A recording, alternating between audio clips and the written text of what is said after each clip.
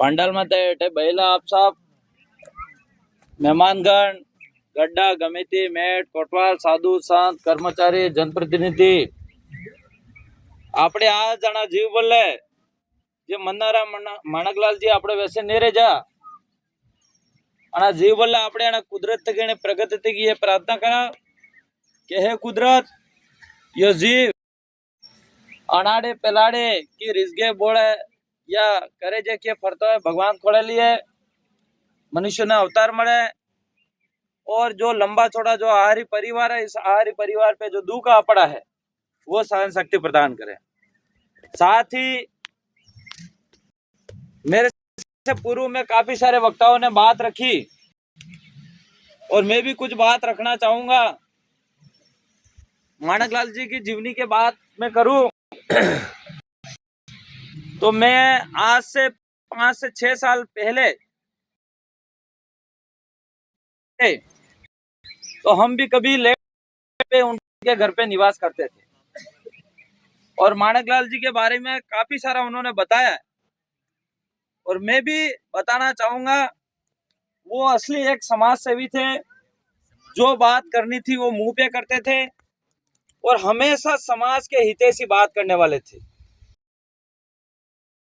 लगे मैंने उनको देखा था कि जब एक दिन मैं रात को रुका था, जब सुबह अखबार देखा और मैंने भी पढ़ा तो पूरे एक एक लाइन पे पेन की लाइन घुमाई हुई थी। मतलब वो मंथन करने वाले व्यक्ति थे। आज आप कह रहे हो कि माणकलाल जी किसी को भी बोल देते थे, चाहे एमएलए हो, चाहे मंत्री हो, चाहे कोई अधिकारी हो, लेकिन आज माणकलाल जैसे हर व्यक्ति हर बुजुर्ग को बनने की जरूरत है समाज के अंदर। क्योंकि आपने हुए आपने नहीं कह सकता हम आपने समाज पीछे क्यों रहा है, इस बात को हम लोगों को सोचने की जरूरत है। आजादी के बाद से देश तो आजाद हो गया लेकिन हमारा आदिवासी समाज आजाद नहीं हुआ है। हमको बोलने की आजादी यूं तो बोलने में बहुत बोलते हैं लेकिन जहां हमको आजादी बोलने की चाहिए वहां पे नहीं मिलती है। अभी बता रहे थे कि 10 हमारे प्रिंसिपल साहब के वापसी कई वापसी एम बाढ़ने नकली जाने बता जाता है, लेकिन आज भी मैं कहना चाह रहा हूँ गणखरन था आज भी माणकलाल जी होना जमाना में बता दिया लेकिन गणखरा था आज भी वापसी नहीं बता सकता। वो स्थिति भी है अपने समाज के।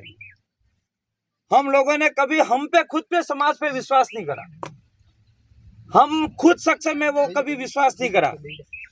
हमने हमेशा दूसरों के भरोसे और दूसरा हमसे ज्यादा बढ़कर है ऐसा हम लोगों ने भरोसा करा, इसीलिए हमारा समाज कहीं कहीं कमजोर रहा। आज मैं भी अगर ठान लूं कि मैं कमजोर हूं तो मेरे आने वाली पीढ़ी भी ये समझ ले कि हम कमजोर हैं, हमारा समाज भी ये समझ ले कि हम कमजोर हैं, तो आने वाले हमारे समाज की पीढ़ी है वो भी हमें ये भी कमजोर समझेगी। तो हमें किसी प्रकार से कमजोर नहीं समझना। साथ ही मैं शिक्षा पे बात करना चाहूंगा। आज हमारे संचालन महोदय भी कह रहे थे सबसे सरल कोई अगर काम है तो वो पढ़ाई है, लेकिन मैं कह रहा हूं पढ़ने में सबसे ज्यादा कठिन भी है क्योंकि दिमाग चलाना पड़ता है उसमें। और हमारे इस ट्राइबल एरिया के अंदर शिक्षा जो है वो 2 प्रकार की शिक्षा होगी है, एक तो गरीब की शिक्षा और एक अमीर की शिक्षा। गरीब का जो बच्चा है वो सरकारी विद्यालय में पढ़ता है और जो पैसा वाला है उसका प्राइवेट में बच्चा पढ़ता है। और आज की तारीख में सरकारी विद्यालय में कोई भी भामाशाह बनने के लिए तैयार नहीं है, सरकारी विद्यालय में कोई भी नेता ध्यान देने के लिए तैयार नहीं है। लेकिन आज प्राइवेट स्कूल के अंदर अगर ध्यान देना हो, कोई भामाशाह बनना हो, चाहे मीटिंग में जाना हो, सब तरह से ध्यान देते हैं। तो हम लोगों को इस बात को भी मंथन करने की जरूरत है। मैं विधायक बना सबसे पहले मैंने इस चीज को गौर करा क्योंकि मैंने सरकारी विद्यालय में भी शिक्षा प्राप्त करी है और प्राइवेट में भी करी है और दोनों की तुलना में समझ सकता हूं। इसलिए मैं विधायक बनने के बाद सबसे पहले जितनी भी सरकारी स्कूल थी पीएस और यूपीएस इन विद्यालयों के अंदर प्रोजेक्टर लैपटॉप लगाए मैंने। जो प्राइवेट स्कूल के अंदर सुविधा नहीं हो सकती है वो गवर्नमेंट स्कूल के अंदर सुविधा कराई। लेकिन उसका उपयोग किस तरह से ले सका वो अपने अभिभावक बच्चों के अभिभावक पे डिपेंड करता है। एवं सरकारी विद्यालय में चलो हम लोगों ने सुविधा तो कराई, लेकिन इसका उपयोग हो रहा है या नहीं हो रहा वो भी हम लोगों को ध्यान रखना चाहिए, और अभिभावक को भी बच्चे के पीछे ध्यान रखना चाहिए। मेरा यह मानना है कि प्राइवेट स्कूल में जो बच्चा पढ़ता है, अभिभावक सुबह 5 बजे उठता है, 6 बजे उठता है, उस बच्चे को तैयार करके बस तक रखता है। अगर बस में नहीं रखता है तो वो स्कूल में जाके रख के आता है। लेकिन एक तरफ सरकारी विद्यालय में पढ़ने वाला बच्चा, जो उसके कपड़े धोए हैं या नहीं धोए हैं, इसके कपड़े फटे हैं, किताब है, कॉपी है, पेन है, कोई हम ध्यान नहीं रखते। और बच्चा जब 8वीं के बाद 8वीं से 12वीं तक बच्चा पढ़ता है, उन बच्चा वो स्कूल जा रहा कि नहीं जा रहा वो भी हम ध्यान नहीं रखते।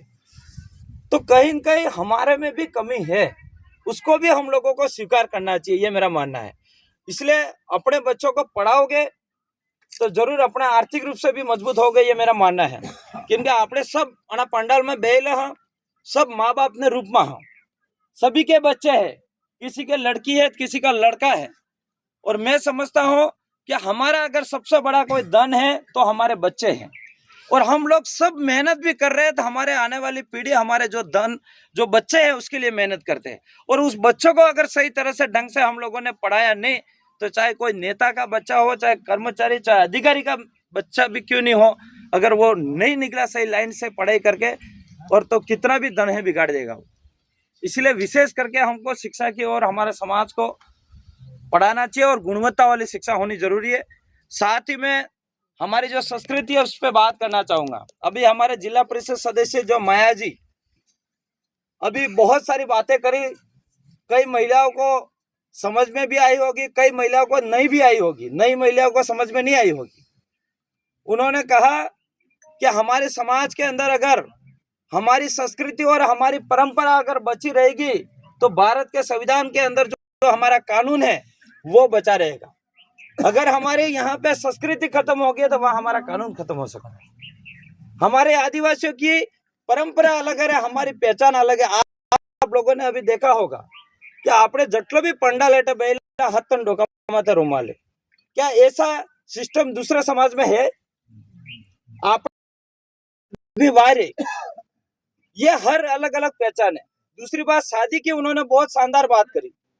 हमारे शादी का जो रीति रिवाज है, शादी कराने का सीधो फेरो करावा आप,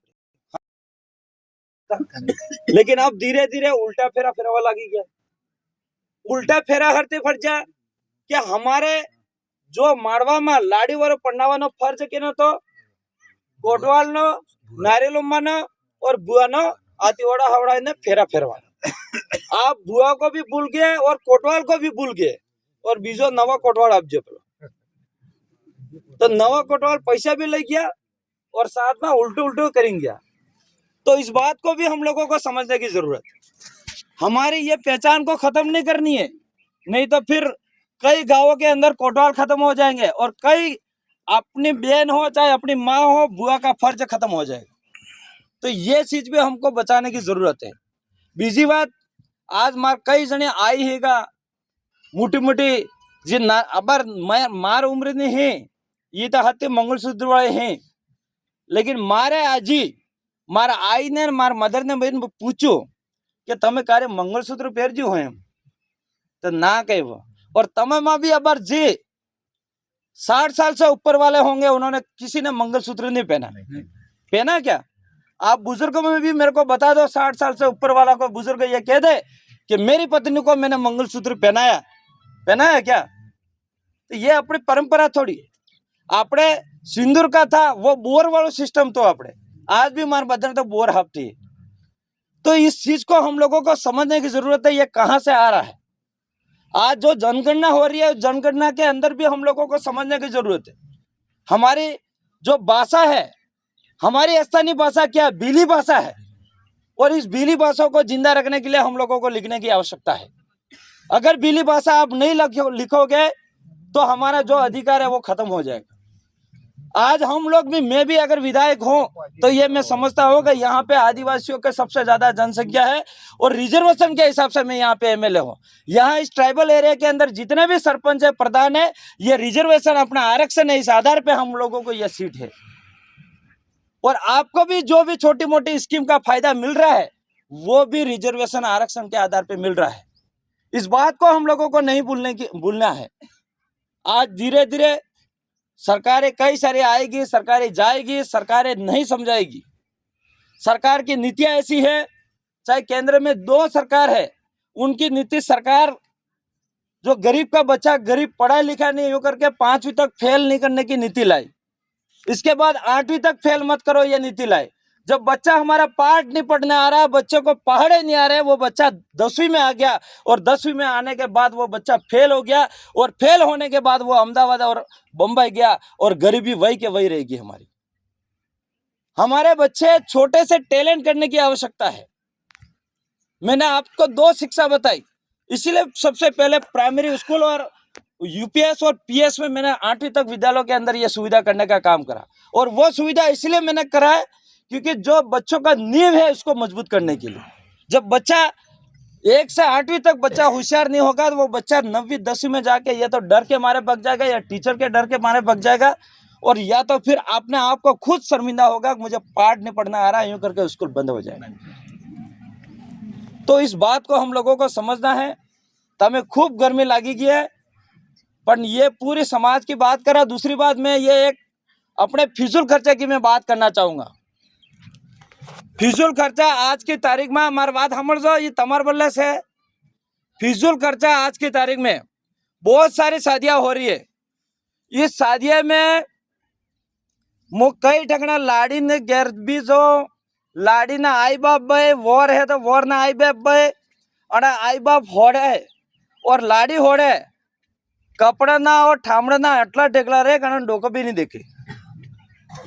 और ये मैं समझता फिजूल खर्चा है क्योंकि आज की तारीख में इस जनरेशन के अंदर मेरा कपड़ा मैं पसंद करता हूँ, मारा आई नो कपड़ो आई पसंद करे, बाई नो कपड़ो बाई पसंद करे, बाप नो कपड़ो बाप पसंद करे, दादा नो कपड़ो दादो पसंद करे। तमारो कपड़ो लई क्यों पसंद आपजू नहीं आपजू ये हो खबर। तो वो कपड़ा अगर कोई भी आपका कपड़ा रखा हुआ कोई सिलवाता नहीं है, इसलिए इस पे हमको रोक लगानी चाहिए। और आजकल चाहे कोई भी बस स्टैंड हो, देशवनाथ हो, चाहे दोवड़ा हो, चाहे कोई भी सीट चे अतरा सलाक थी गया है। नौकर गड़ा खराब दुकान में काम करे या मैं कहे कि एमएलए साहब आपड़ा वाला मन का आवे बापड़ा बोल रहे और आवे अपना सेठ साहब हमारे तो ये सेठ जी यू जू है कपड़े जू है ठामड़े जू है तो हना बल्ले जू है तो करवा जू है तो पेलो नौकर ने क्या करवा बल्ले पेलो उबे रहे है यू काढ़े जे कार्य नहीं वैसा तो यूँ अपना समाज ने हवड़ा दी और आपने मोरे जाए करी नाका।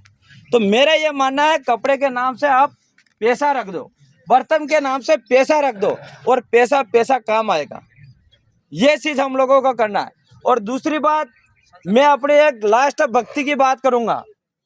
हम लोग हमारा आदिवासी समाज जो हमारी भक्ति है वो हम कुल देवी को मानने वाले लोग हैं, हम पूर्वजों को मानने वाले लोग हैं, हम माता रानी को मानने वाले लोग हैं, हमारे अलग अलग कुल देवी को लोग हम मानने वाले लोग हैं, हम नदी नालों और मंगरों को पूजने वाले लोग हैं।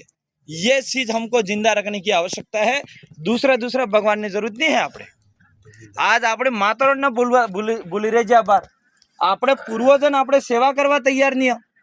आज हमारे दादा माणकलाल जी हमारे बीच में नहीं रहे और उनका लास्ट जब सांस तोड़ी होगी तब लास्ट उनके बच्चों में जीव रहा होगा, इस परिवार में रहा होगा, इस जमीन पे रहा होगा। अगर उनका यहाँ पे अगर सिरा बाप से अपना रोपा तक केक ना केक अपना फायदा सागने था। और ये हमारे आदिवासियों की परंपरा है, पूर्वजों की करते आ रहे।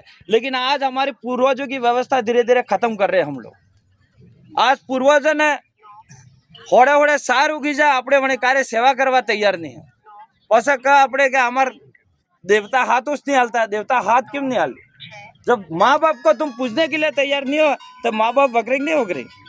तो ज्यादा बातें नहीं करी ने तमार पंखा खूब शुरू थी गया है तमें मानो नहीं हो।